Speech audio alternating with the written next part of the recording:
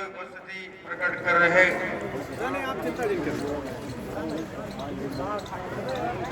श्री मनोज ब्रह्मचारी जी, सच्चा बाबा आश्रम, गुरुद्वारा से ज्ञानी मनोहर सिंह जी,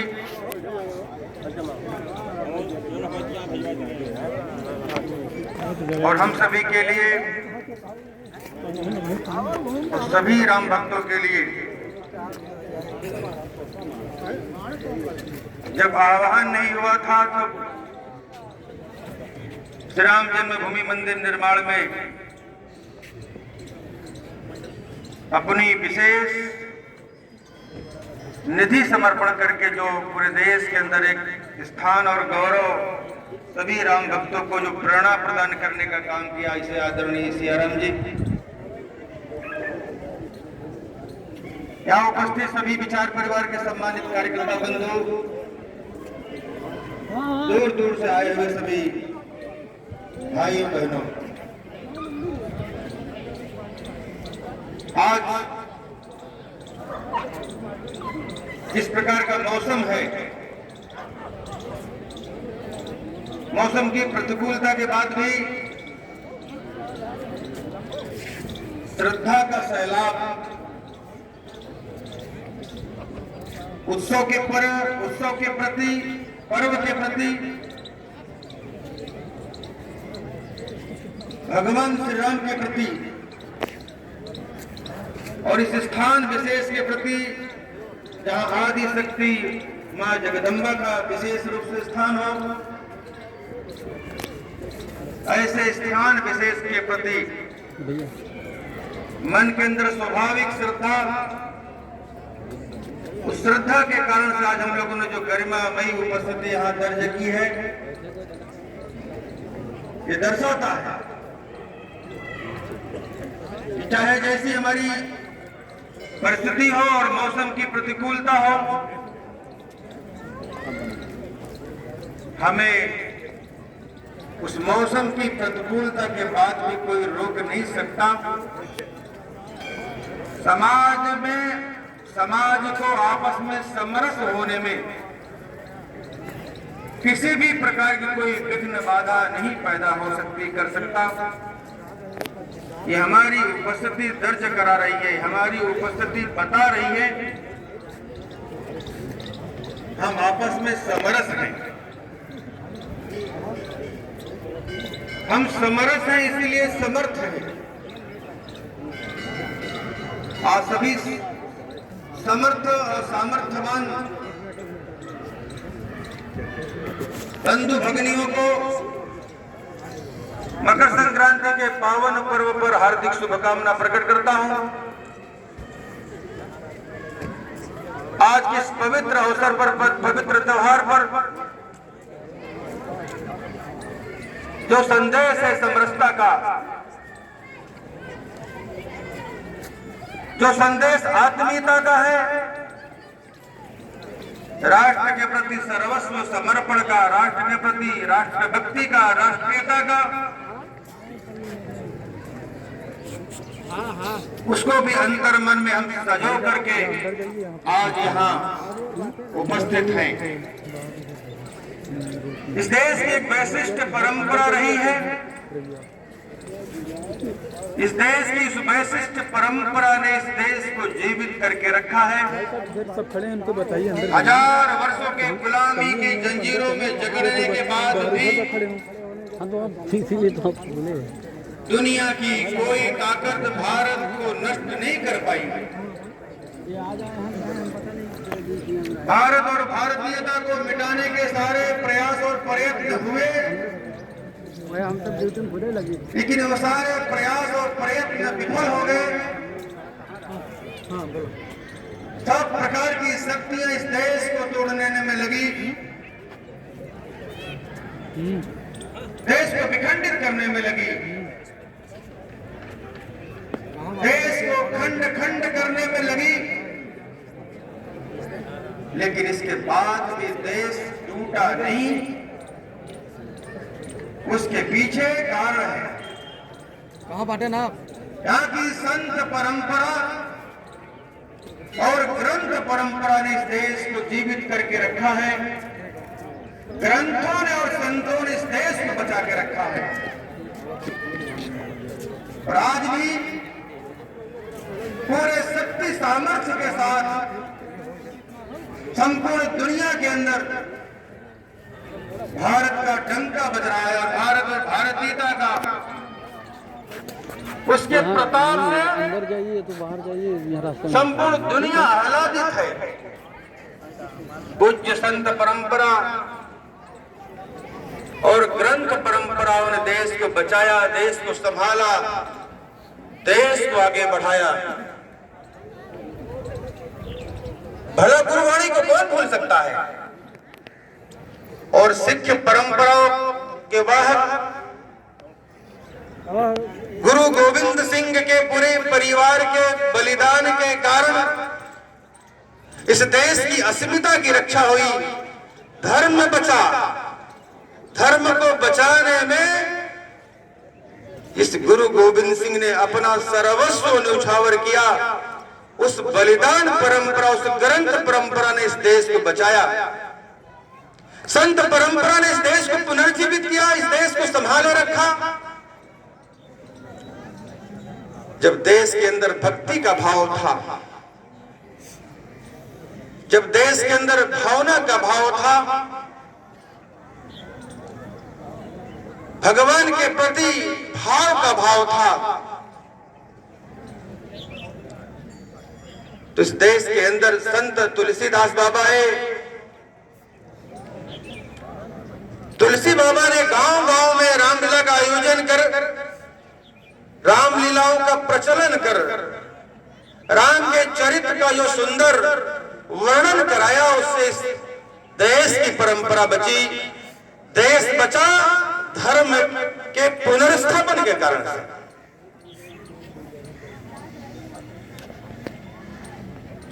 जिस समय संत रैदास का इस धरा पर आगमन हुआ था, उस समय भी इस देश के ऊपर, धर्म के ऊपर संकट थे। अध्यात्म के ऊपर जब संकट था, उस संकट कालीन परिस्थिति में संत रविदास जी ने अपने उस तीव्रता के बल पर, सबको साथ लेकर चलने के बल पर, सब में समरस होने के बल पर, सबके साथ रहने के बल पर, सबको अपना बनाने के बल पर, सब में आत्मसात होने के बल पर इस देश को बचाया, धर्म को बचाया, धर्म को डिगने नहीं दिया, देश को बटने नहीं दिया, देश की परंपरा में छिन्न भिन्न नहीं होने दिया। ये संत रविदास जी की देन है। संत कबीर जी ने भी इस देश को बचाने में अपनी बड़ी भूमिका निभाई। संत कबीर ने उस समय सभी पंथों, धर्मों और संप्रदायों में जो कुरीतियां थी, जो बुराइयां थी, उन बुराइयों को दूर करने के लिए जो उन्होंने अभियान लिया था, जो उन्होंने प्रयास किया था, उनके उस प्रयासों के कारण से उस समय जो बुराइयां थी, उन बुराइयों को दूर करने में सफलता प्राप्त की। उनके इस प्रयास से देश बचा। कोई ये नहीं कह सकता किसी विशेष व्यक्ति के कारण से देश बचा। देश बचा सब ऐसे पूज्य संतों के प्रयास और प्रयत्न के बल पर बचा।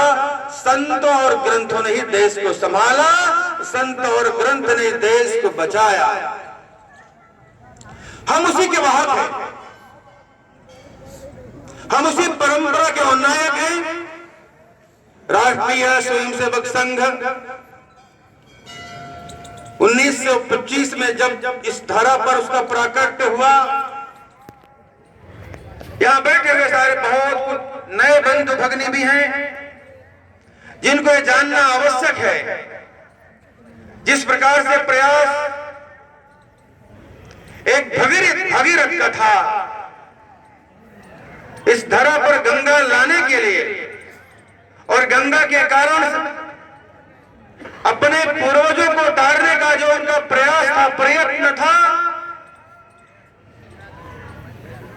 कालखंड में जिस समय केशव भगीरथ प्रयास कर रहे थे, जिस समय देश के अंदर देशभक्ति का प्रचंड अभाव था और देश के अंदर देशभक्ति का जो प्रभाव था वो भी अंग्रेजों की प्रतिक्रिया में था, अंग्रेजों के विरुद्ध था और अंग्रेजों के कारण था। स्वाभाविक देशभक्ति का अभाव इस देश के अंदर था और स्वाभाविक देशभक्ति के अभाव इस देश के अंदर नहीं रहना चाहिए। इसलिए इस धरा पर संघ रूपी गंगा का प्राकट्य होना चाहिए, संघ रूपी गंगा का अवतरण होना चाहिए। कठोर साधना के बाद 1925-27 सितंबर को इस पवित्र भूमि पर, पवित्र धरा पर, नागपुर की पवित्र धरती पर संघ रूपी गंगा का प्राकट्य होता है, अवतरण होता है। और उसके पीछे इस देश के अंदर रहने वाले करोड़ों लोगों के अंदर देशभक्ति के भाव का संचार हो जाए, देशभक्ति के भाव में सारा समाज आकंठ डूब जाए, देशभक्ति का प्रभाव सारे लोगों के अंदर आ जाए। और दूसरा कारण था, उस समय हिंदू समाज के अंदर हीनता का भाव था। हिंदू समाज यह बात बोलता था, मुझे हिंदू ना कहो, उसके बदले में गधा कह लो, मुझे सुनने में अच्छा लगेगा। हिंदू सुनने में जब उस समाज को गाली महसूस होती थी, ऐसे उस कालखंड में राष्ट्रीय स्वयंसेवक संघ का आना, गंगा रूप में प्रकट होना, संघ रूपी गंगा का अवतरण होना, हिंदू समाज छिन्न भिन्न था, भिन्न भिन्न पंथ संप्रदायों में बटा था, समाज समरस नहीं था, इसलिए हम समर्थ नहीं थे। इस समाज को समर्थ लाने के लिए, समर्थ बनाने के लिए, समाज को समरस करने के लिए भी राष्ट्रीय स्वयंसेवक संघ का आना, प्राकट होना, अवतरण होना ये कारण है। इसलिए 1925-27 सितंबर पर जब राष्ट्रीय स्वयंसेवक संघ नाम का संगठन प्रारंभ हुआ, इस देश के अंदर जो सामाजिक बुराई, जो सामाजिक विषमता थी, सामाजिक विषमता को दूर करने का प्रयास चला। हिंदू हिंदू एक रहें, भेदभाव को नहीं सहें। इस संदेश को प्रत्येक व्यक्ति तक ले जाने का काम, प्रत्येक परिवार तक ले जाने का काम संघ ने प्रारंभ किया। जब तक पूरा समाज समरस नहीं होगा, संघ का यही मानना है, तब तक समाज समर्थ नहीं होगा। इसलिए समरस समाज, समर्थ समाज, ये संघ की सोच और इसी सोच के आधार पर संपूर्ण समाज के अंदर एक व्यापक जन जागरण का काम प्रारंभ हुआ। पूर्व से पश्चिम, उत्तर से दक्षिण, कोने कोने में संघ के स्वयंसेवकों, संघ के कार्यकर्ताओं के प्रयास से एक व्यापक जन जागरण हुआ। समाज के अंदर फैली बुराइयों को दूर करने के लिए, समाज के अंदर फैली वैमनस्यता को दूर करने के लिए, सामाजिक विषमता को दूर करने के लिए जो महाअभियान चला, जो महाप्रयास चला, उसमें आज व्यापक सफलता मिलती हुई दिखाई देती है। और पूरा समाज इस बात को लेकर गौरव के साथ कहता हुआ दिखाई दे रहा है। जहां लोगों को हिंदू बोलने में लज्जा महसूस होती थी, आज हर हिंदू कहता है मुझे हिंदू होने का गर्व है।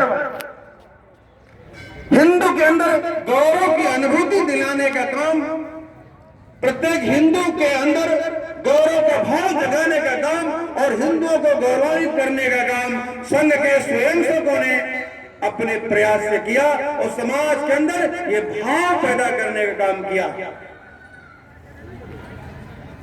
हम सब लोग जानते हैं, राष्ट्रीय स्वयंसेवक संघ ने भिन्न भिन्न प्रकार के कार्यक्रमों के माध्यम से, भिन्न भिन्न प्रकार के उत्सव के माध्यम से समाज में जन जागरण किया है और समाज को अपनापन दिखे, समाज में अपनापन दिखे, सब मिलजुल कर एक हैं, यह भाव दिखना चाहिए।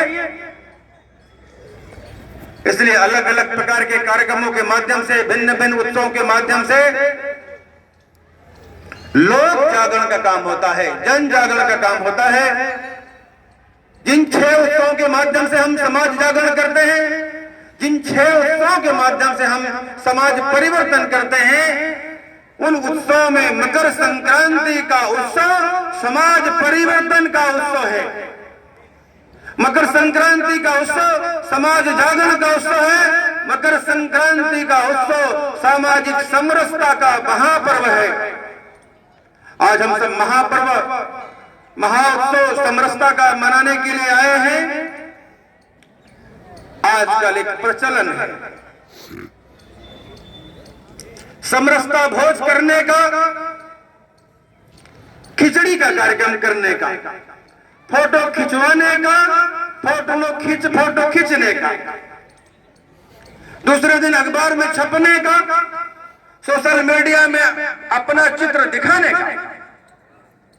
ये जो प्रचलन प्रारंभ हुआ,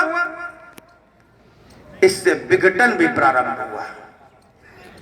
यह स्वाभाविक प्रेम नहीं है। संघ का मानना है केवल सहभोज नहीं चाहिए, हमें सहभोज से सहज भोज की ओर बढ़ना पड़ेगा। जब तक समाज में सहज भोज नहीं आता, सहज भोज का भाव उत्पन्न नहीं होता, तब तक ये दिखावा रहेगा, और दिखावा बहुत दिनों तक समाज स्वीकार नहीं करता। इसलिए हम सब लोग 365 दिन में केवल खिचड़ी के दिन सहभोज नहीं करते,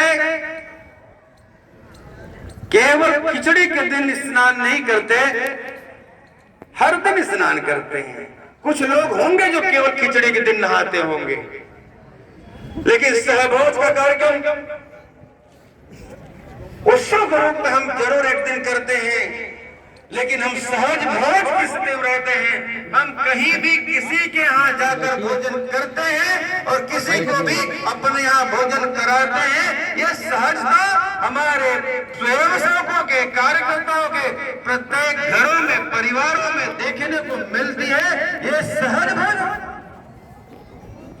आज ये कार्यक्रम का संदेश भी यही है, कार्यक्रम का उद्देश्य भी यही है, कार्यक्रम का ध्येय वाक्य भी यही है, कार्यक्रम का स्लोगन भी यही है कि हमें सहभोज से सहज भोज की ओर बढ़ना है। स्वाभाविक लोगों के यहाँ जाना है, स्वाभाविक लोगों की पीड़ा समझना है, स्वाभाविक लोगों की संवेदना से जुड़ना है, स्वाभाविक कष्ट से, लोगों की पीड़ा से, लोगों के दुख से हमें जुड़ना है। ये नहीं कि हम कंबल दे रहे हैं और कंबल देते हुए फोटो खिंचवा रहे हैं, हम भोजन के 2-4 किलो अंश दे रहे हैं और फोटो खिंचवा रहे हैं। ये प्रेम नहीं है, ये छलावा है, ये निवेश है, ये व्यापार है। समझ करिएगा, कई लोगों को कष्ट हो सकता है सुन करके, कई लोगों को दुख हो सकता है यहाँ बैठे हुए खड़े हुए लोगों को। ये प्रेम नहीं, ये छलावा है। इसलिए हम किसी निरीह, किसी गरीब का मजाक ना उड़ाएं, किसी को कंबल देकर फोटो न खिंचवाएं। स्वाभाविक प्रेम चाहिए, स्वाभाविक स्नेह चाहिए, स्वाभाविक आत्मीयता चाहिए, संवेदना भी स्वाभाविक चाहिए, तड़पन भी स्वाभाविक चाहिए, और उनके प्रति ममता भी स्वाभाविक चाहिए, अस्वाभाविक नहीं चाहिए।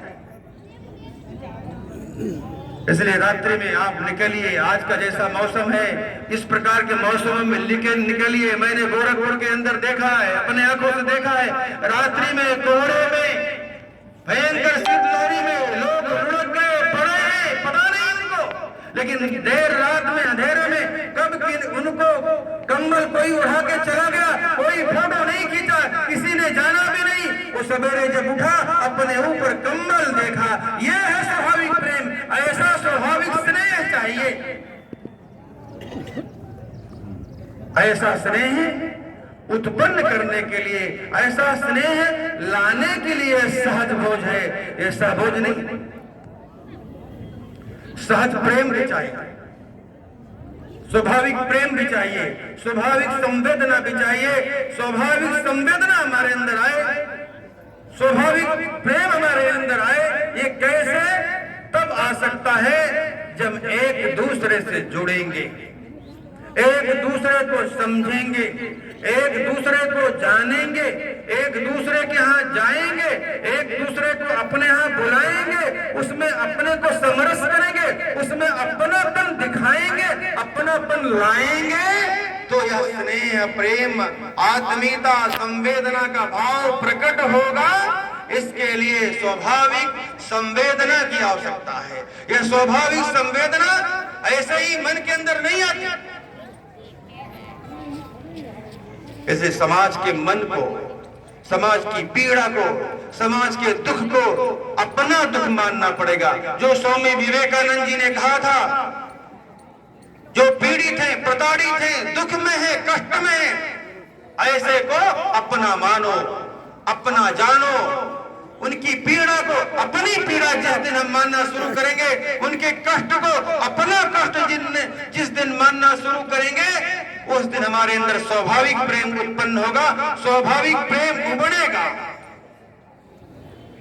इसलिए ऐसे सभी के प्रति जो यहाँ बंधु भाव बांधव है, भाई बहन है, भिन्न भिन्न स्थानों से यहाँ चल करके आए हैं, भिन्न भिन्न अलग अलग गांव से चल करके आए हैं, वो हमारे लिए भगवान के समान है, हमारे लिए नारायण के समान है। ये स्वामी विवेकानंद जी ने कहा, ऐसे नर को पूजा करो, नारायण की पूजा अपने आप होगी। ये नर रूपी नारायण है, इनकी पूजा करोगे भगवान की पूजा होगी। ऐसा भाव रखने वाले हम सब कार्यकर्ता हैं, स्वयंसेवक हैं, विचार परिवार के कार्यकर्ता हैं। ऐसी स्वाभाविक संवेदना चाहिए। भगवान श्री राम की चर्चा भी हो रही थी, जैसे मैं आया। भगवान राम की चर्चा तो बहुत दूर दूर तक होती है। भगवान राम के बारे में प्रवचन करने वाले बहुत दूर दूर दिखते हैं। भगवान के बारे में बोलने वाले, भगवान के बारे में विचार करने वाले, चिंतन करने वाले लोग भी इस देश और धरा में बहुत मिलते हैं। किसी के ऊपर मैं टिप्पणी नहीं करता। राम के बारे में बोलना तो सरल है, लेकिन राम के जीवन को आत्मसात करना कठिन है। राम के बारे में प्रवचन करना, राम के बारे में बताना बहुत अच्छे साहित्यिक शब्दों में हम वर्णन तो कर सकते हैं, लेकिन राम के उस जीवन को कभी आप देखिए, राम के उस जीवन के अंदर जाकर झांकिए, देखिए राम के अंदर समाज के प्रति कैसी पीड़ा थी, समाज के प्रति कैसी ममता थी, समाज के प्रति कैसी आत्मीयता थी, देश के प्रति कैसी उनके मन में तड़पन थी, देश के प्रति कैसा उनके मन के अंदर उत्सर्ग था। ये राम का चिंतन था, ये राम का जीवन दर्शन था। उस राम के बारे में पूरे देश और दुनिया के अंदर बोलने वाले बहुत सारे लोग हैं, लेकिन राम के उस जीवन दर्शन में जाइए। शिवम भूत्वा शिवम जय, राम की पूजा करते करते, शिव की पूजा करते करते शिव बन जाइए, और राम के बारे में बोलते बोलते राम की वह विचार और विचारधारा बन जाइए, राम के जीवन का वो शब्द बन जाइए। ये राम का चिंतन है, ये राम का शब्द है, ये राम का जीवन दर्शन है।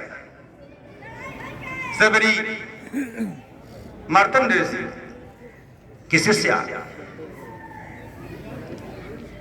उस समय के कालखंड में हजारों हजार ऋषि मुनि महर्षि सारे लोग तपस्यारत थे।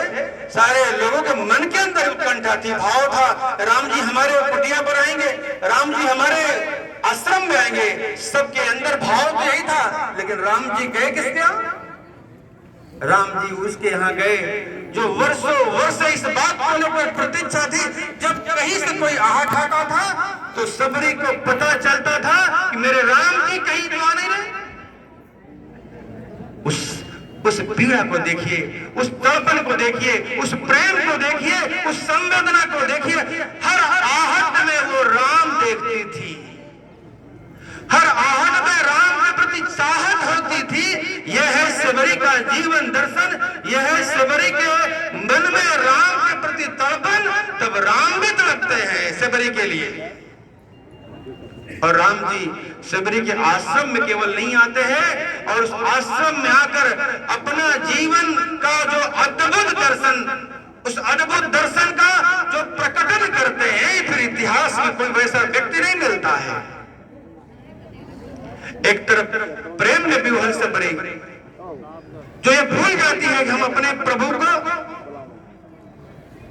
कहीं ऐसा ना कोई बैर तीखा हो जाए, और इस भाव के कारण उसके मन में कोई दुर्भावना नहीं है, सबरी के मन में कोई कुविचार नहीं है, सबरी के मन में इस प्रकार की कोई वृत्ति नहीं है। सबरी के मन में तो केवल और केवल और केवल प्रेम है, और प्रेम की पराकाष्ठा है, प्रेम के प्रति गहरी आत्मीयता है, और कुछ भी नहीं है। उस गहरी आत्मीयता में भूल जाती है और पैर चक करके देती है। प्रभु राम जी भी भूल जाते हैं, उस चखे हुए पैर को खा जाते हैं, और वो राम फिर पुरुषोत्तम हो जाते हैं, वो फिर राम वो मर्यादा पुरुषोत्तम हो जाते हैं, फिर वो नर रूपी राम नारायण हो जाते हैं। एक घटना ने राम को विश्वव्यापी बना दिया। अगर सबरी अटल है, राम अटल है, तो सबरी अटल सत्य है। यह बात हम इतिहास के किसी कोने से निकाल नहीं सकते। राम का जीवन दर्शन ये है, आज का जीवन दर्शन। आज और राम जी के दर्शन के बारे में, राम जी के बारे में प्रवचन करने वाले, राम जी के दर्शन का वर्णन करने वाले, बड़े राम जी के जीवन को झांकिए, कैसा उनका जीवन दर्शन है, कैसी समाज के प्रति उनके मन में तड़पन है, ये जीवन दर्शन है। लक्ष्मण जी ने उपेक्षा किया। कोई भी संसार का व्यक्ति अकेले लक्ष्मण को भगवान नहीं मानता। यहां बड़े बड़े विद्वान बैठे, पूज्य संत चरण बैठे,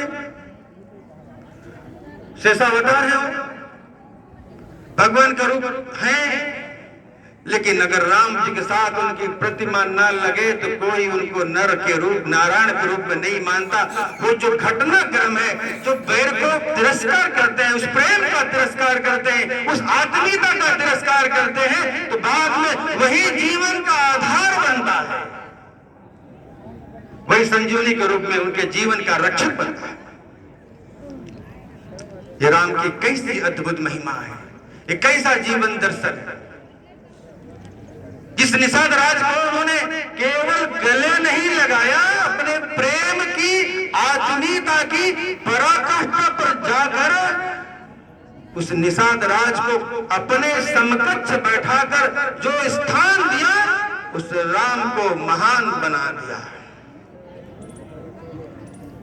फिर जब भी कोई राम जी के यहाँ अनुष्ठान हुआ, बिना निषाद राज के वो अनुष्ठान पूरा नहीं होता है। ये मानता है उस निषाद राज के प्रति राम के आत्मीयता का, राम के उस निषाद राज के प्रति तड़पन का। इसके नाते से राम जी ने जो स्थान दिया, राम जी ने जो उनको महत्ता दी, फिर वह उनके परिवार के सदस्य हो गए। बहुत सारे जीवन के अंदर घटनाएं हैं जो राम को महान रूप के रूप में स्थापित करती है, जो एक नर को नारायण के रूप में स्थापित करती है। राम के अंदर जो अद्भुत शक्ति है, राम के अंदर जो देश और समाज के प्रति तड़पन है, इसलिए राम रोम रोम में है, राम रग रग में है, राम प्रत्येक मन में है, जन में है, राम सबके हैं, सबके राम हैं। 17 लाख वर्ष पहले राम जी का इस धरा पर आना, 17 लाख वर्षों के बाद भी आज भी संपूर्ण दुनिया के अंदर राम रोम रोम में क्यों बसते हैं, राम रग रग में क्यों बसते हैं, राम प्रत्येक के मन में क्यों निवास करते हैं? क्योंकि राम का जीवन तो प्रत्येक मनुष्यों के लिए समर्पित था, प्रत्येक मानव के लिए समर्पित था, मानव मात्र के लिए ही नहीं, संपूर्ण जीव मात्र के लिए था। तभी तो हड्डियों के ढेर को देखकर हजारों हजार लोगों ने हड्डियों के ढेर देखे होंगे, लेकिन वो पीड़ा, वह संवेदना, वह भाव किनके अंदर जगा?